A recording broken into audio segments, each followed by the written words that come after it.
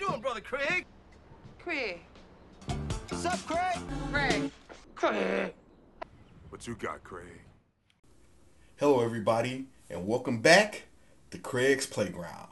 This is your boy Craig, and I have something special for you guys today in my grab bag. Today, I have the Game of Thrones trivia game. And like the title says, it's basically a bunch of trivia questions based on the Game of Thrones TV show, which I happen to love. So if you like Game of Thrones and you got some knowledge on it, you like the show, this would probably be a good deal for you. The thing is about the game, however, is the way they have it set up and the way you're supposed to play it out of the box, I didn't get a lot of fulfillment playing it that way. So what your boy Craig did was change the rules. Change the rules. Kobayashi Maru. Look it up. So in my version of the game, it supports more players, it's more fun, and it's just easier to get into and to pick up once you get the ball rolling. So I want to share that with everyone and see what people think and how they feel about it, and maybe they can get into the game themselves. So here is my version of the Game of Thrones trivia game. Let's check it out. This is the Game of Thrones trivia game based on the HBO TV show. Here is the Foldout Map that you get, and here are some tokens that you're supposed to use with the game. It's supposed to be played where you take a token and you get it on the map and you battle for positions and you battle for locations, and they have a lot of different locations on the map, and whoever get the most locations wins. But I don't play like that. I didn't find that to be too fun or too fulfilling, so we're going to disregard these tokens. So what I play for is points or money. So I bought these 3 bags here, and in these bags is what we play for. In this bag I have silver coins, which are 1 point apiece. In this bag I have gold coins, which are 3 points apiece.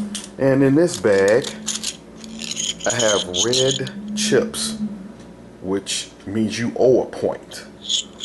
So when you start off, you designated someone to be the Iron Bank, basically, which is like the banker in Monopoly who handles all of the coin transactions. As you answer right questions, you accumulate coins. As you miss questions, you lose coins. And at the end of 10 rounds, whoever has the most coins wins. That's essentially it. So let's look at more of the gameplay here.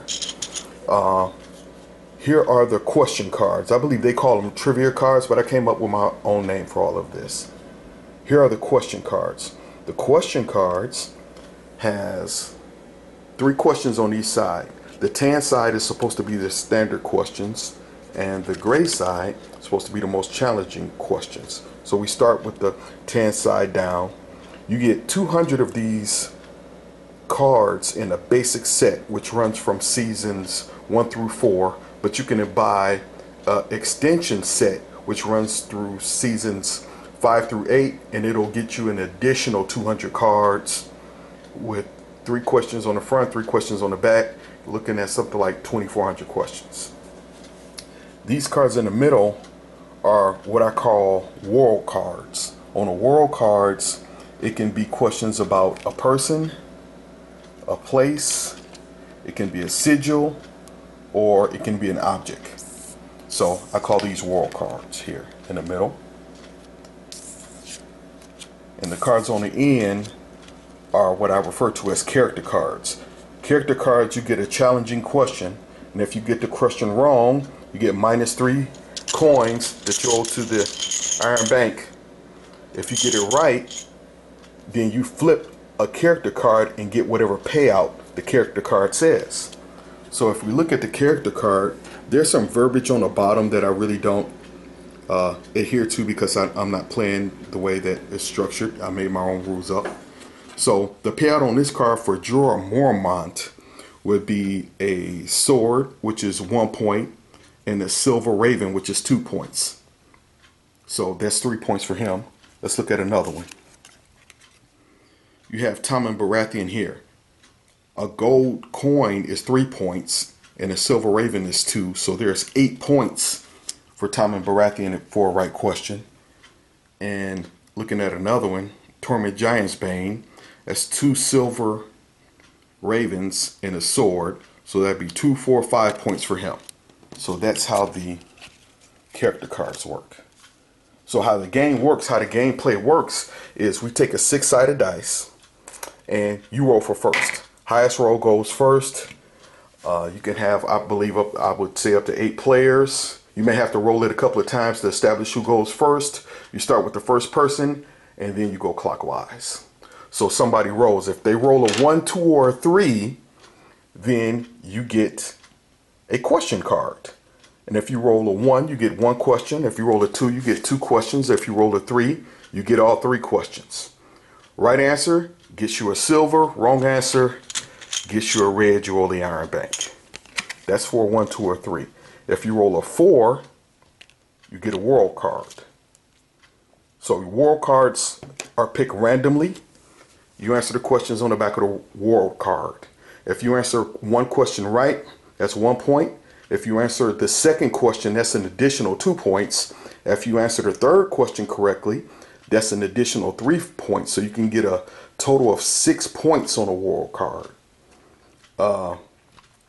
If you miss any, then it's just -1 for each. So you can get a -3 or a +6 or pretty much anything in between.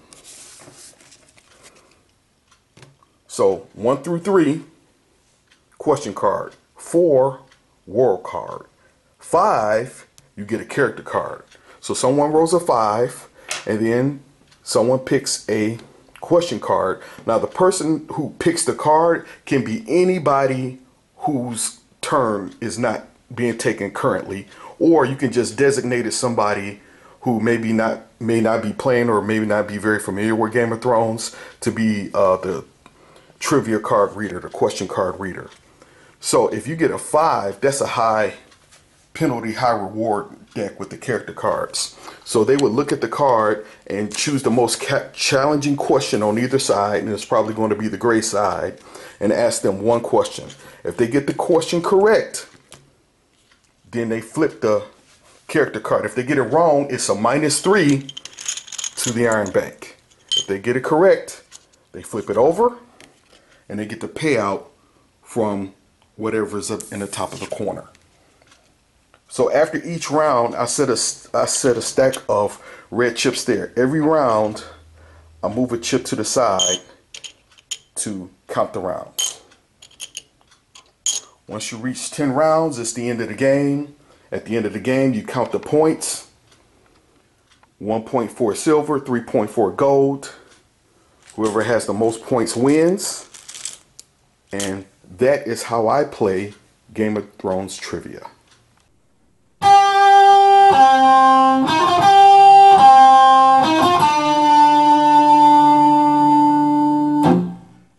That's all I can give you. You know, copyright laws and all of that. So that's what it is. But anyway, that was my Game of Thrones trivia game version, my own version of it. I hope you enjoyed it. I hope you found it interesting. I did leave some links in the description. I left a link for the actual game that you can get from Amazon. I left a link for the expansion pack and in case you wanted the 200 extra cards. I left a link for the little bags that I purchased.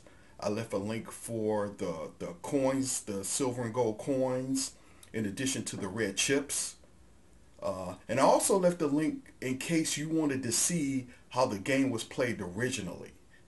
And also in that video with the original gameplay, they go over more of the questions. I didn't really take the time to go over and necessarily read the trivia questions, but they do in that video in case you wanted to get an idea of what some of the questions sounded like and some of the answers. So all of those links are in the description of the video. I would really appreciate if you subscribe to the channel, if you like the video, if you have any questions, if you have any ideas, if you liked it, if you didn't like it, leave me some comments. Let's talk about it and go from there. And thanks for letting me share this with you. Your boy Craig is out.